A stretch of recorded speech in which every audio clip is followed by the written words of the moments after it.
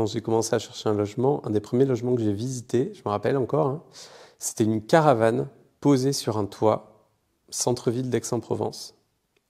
La caravane était intégralement taguée, il n'y avait plus de fenêtres, elle était intégralement vide, et le plafond, c'était une espèce de planche en, je sais pas quoi, un mélange de plastoc et de bois, qui était complètement vermoulu, qui s'affaissait, donc en fait, on fallait un peu se baisser, sinon on touchait. Et comme lit, il y avait 2 parpaings avec une planche, mais une planche comme ça, quoi. C'est même pas... Voilà. Et ça, c'était le premier logement, un des premiers logements que j'ai visité. Pour un truc autour de quasiment 500 balles. Hein. J'étais un enfant qui aimait un peu tout, qui n'arrivait pas trop à savoir ce qu'il aimait pas. J'étais vraiment passionné par tout et vraiment fasciné des trucs du quotidien. Donc c'était regarder des plantes pousser, ça m'émerveillait. Genre j'avais un potager, j'étais le plus heureux du monde.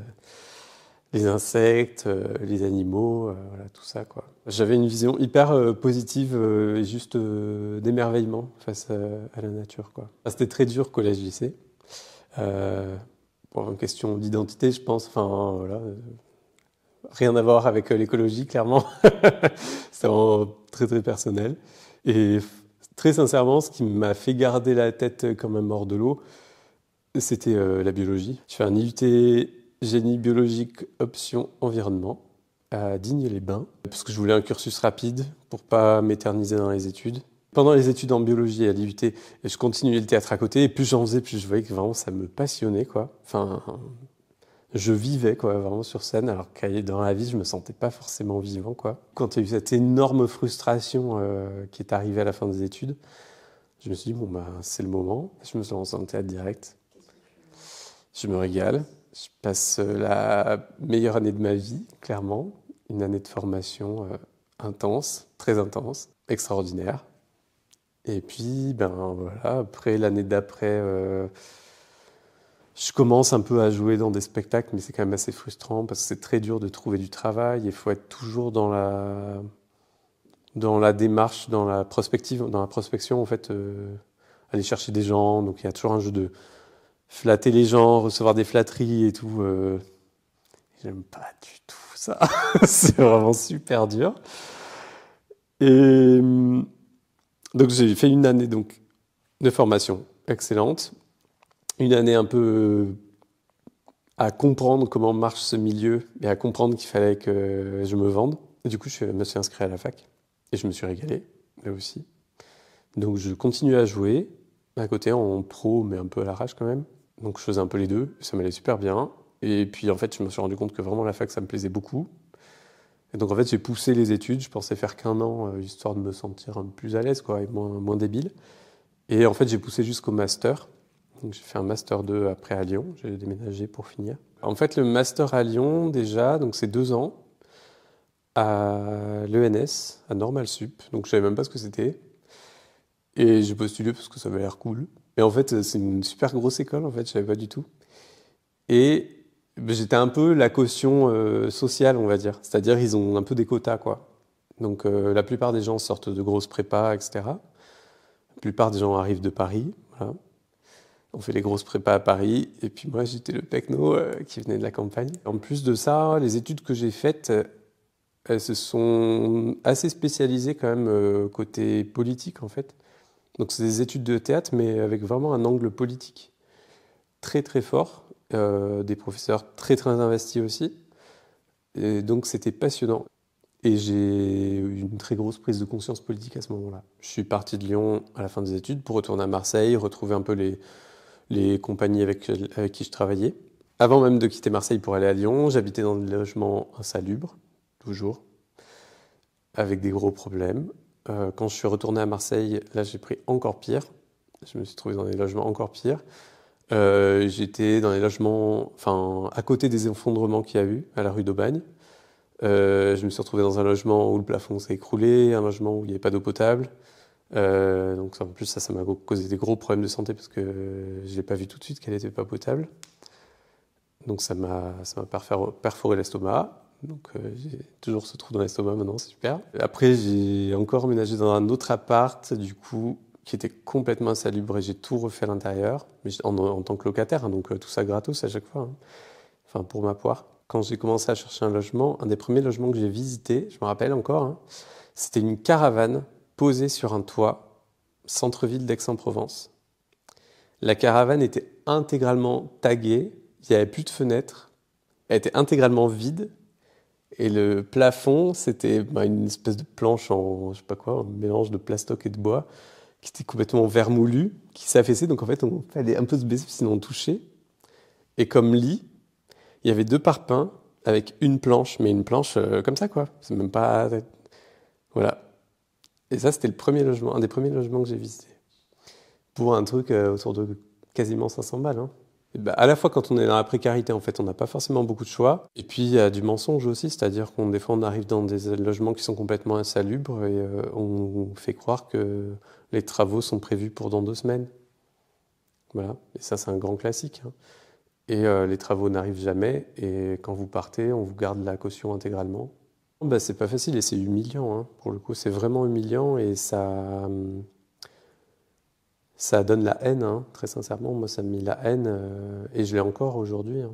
J'avais quand même une forme de précarité parce que quand on cherche à être intermittent, c'est quand même une sacrée galère. Et du coup, je me suis dit, bon, ben, je vais œuvrer directement pour ce que je pense être au croisement de l'écologie et de la politique. Donc en fait, ça va être nos modes de production. Donc je m'étais dit, j'ai 2 choix qui m'intéressent, bien sûr.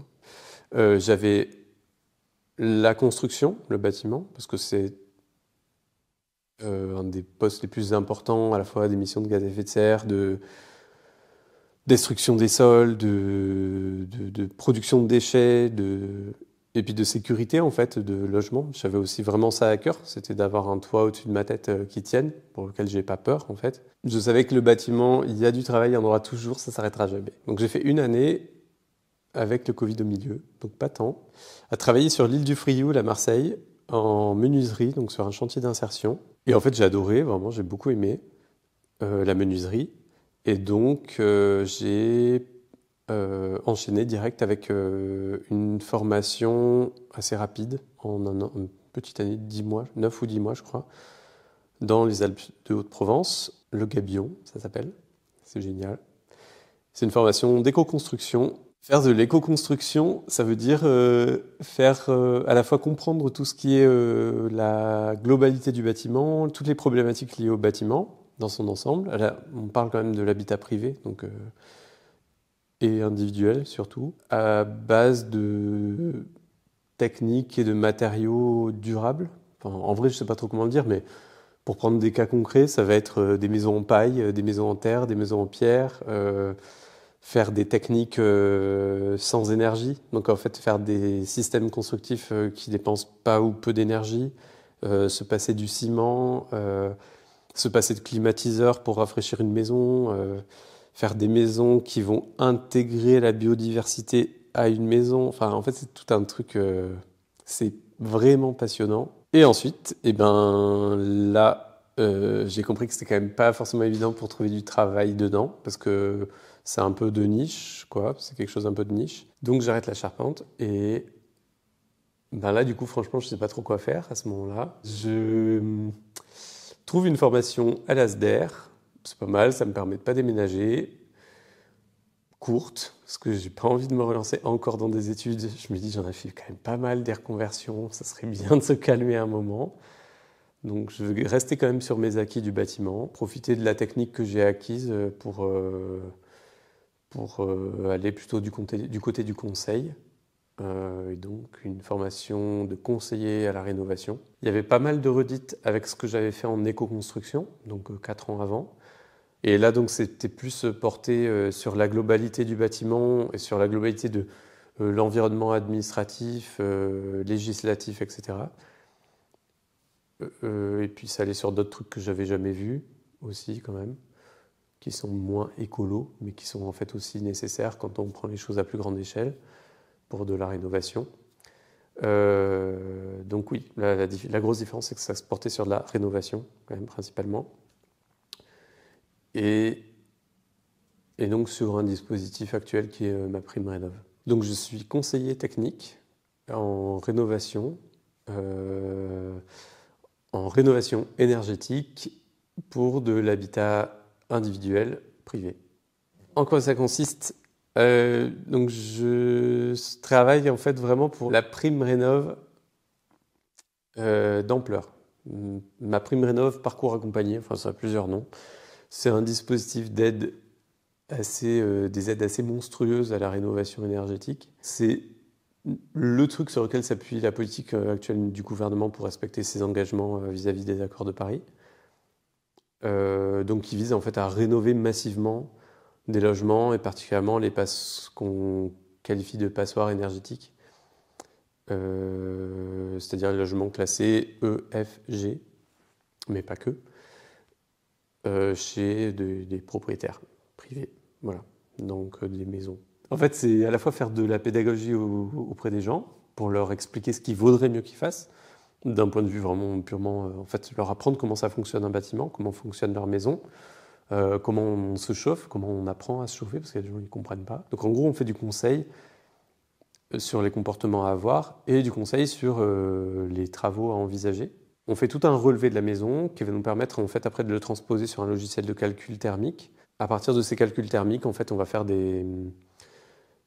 imaginer des scénarios de travaux qu'ils pourraient faire et ces scénarios de travaux mènent à des subventions en fait qui sont versées en conséquence, dépendamment en fait des travaux qu'ils décident de faire. Et donc à la fois les guider en amont sur le choix des travaux à faire et de les guider sur la durée sur la manière de faire les travaux, donc notamment en discussion avec les artisans et en suivi et fin de chantier, quoi.